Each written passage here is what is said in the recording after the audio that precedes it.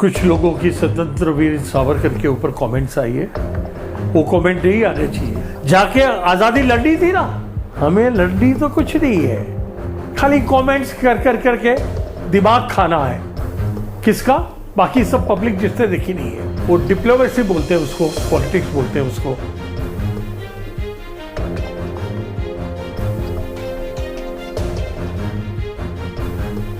कुछ लोगों की स्वतंत्र वीर सावरकर के ऊपर कमेंट्स आई है, वो कमेंट नहीं आने चाहिए।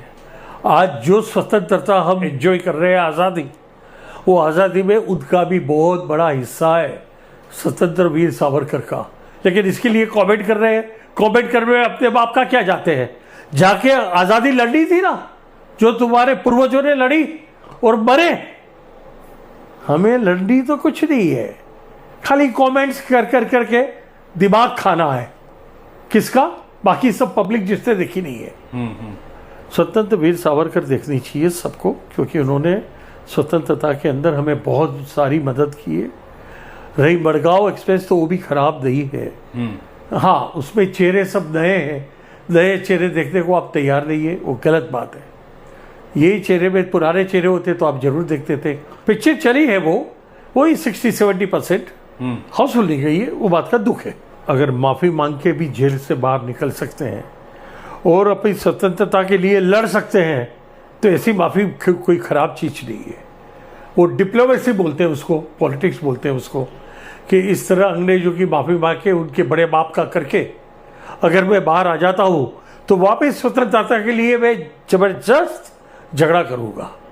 और ये बात अगर हमारे किसी प्रेक्षकों को अच्छी नहीं लगी, उसको क्रिटिसाइज़ कर रहे हैं, तो माफ़ करना, उस वक्त आप पैदा नहीं हुए थे।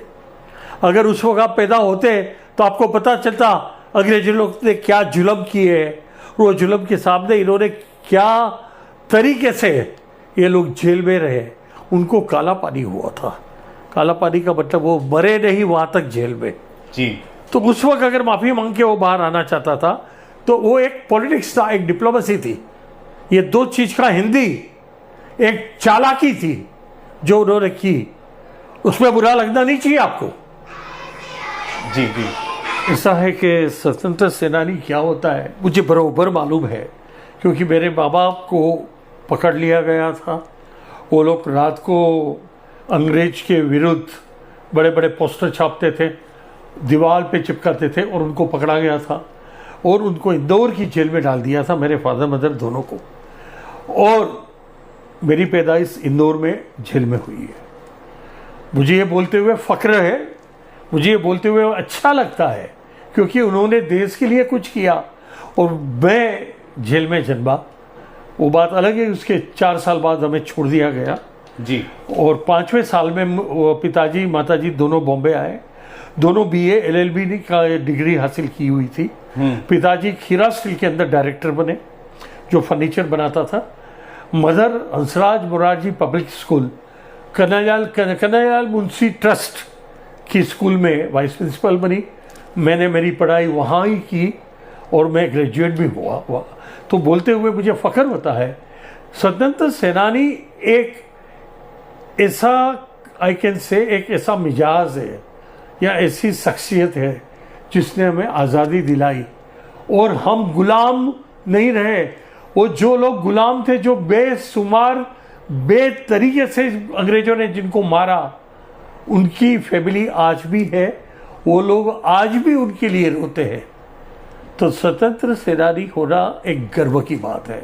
क्योंकि आप वीर सावरकर के बारे में बात कर रहे हैं सर, ये काला पानी की सजा क्या होती थी? काला पानी के बारे में ये काला पानी की सजा ये बोली जाती थी कि एक तो कोलंबो में दिया जाता था, वो साइड पे वहाँ भेज दिया जाता था उनकी जेल में, और वो जेल के अंदर कड़ी मजदूरी के साथ जहाँ तक वो आदमी मरता नहीं था वहाँ तक उसकी सजा लगी रहती थी। इसलिए सजा का नाम काला पानी हुआ। और जिसको काला पानी मिले से कई हजार लोग हैं हमारे भारतीय जिनको काला पानी की सजा मिली और वहाँ बेचारे काम करते करते गुजर गए। हमारी आज़ादी के लिए उन्होंने अपने प्राण त्याग किए। जी जी, ये बात थी। और देश के इतने बड़े नेता, मतलब नेहरू जी, गांधी जी के लेवल के बड़े नेता, वो एक इकलौते ऐसे नेता हैं जिनको काला पानी की सजा हुई सर। जी बिल्कुल, बिल्कुल। फिर भी लोग क्रिटिसाइज कर रहे फिर हैं। भी लोग क्रिटिसाइज करते हैं। वो क्रिटिसाइज क्यों करते हैं? शायद उनको हिस्ट्री मालूम नहीं है। अगर हिस्ट्री मालूम होती तो क्रिटिसाइज नहीं करते। रणदीप हुड्डा के बारे में कुछ कहना चाहेंगे सर? रणदीप हुड्डा के बारे में बता दीजिए, बहुत अच्छा एक performance। कमाल का आर्टिस्ट है। जो भी रोल उसको दो, वो रोल के अंदर वो कामयाब हो जाता है। ये मैंने देखा है अक्सर। तो एटे आर्टिस्ट को सैल्यूट करता हूँ, मनोज देसाई।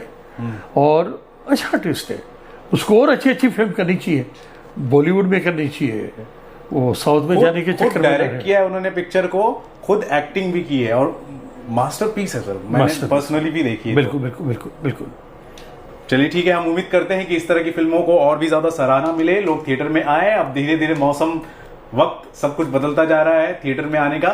सो गाइस, देख लिया आपने क्या ओपिनियन है सर का स्वतंत्र वीर सावरकर के बॉक्स ऑफिस कलेक्शन को लेकर।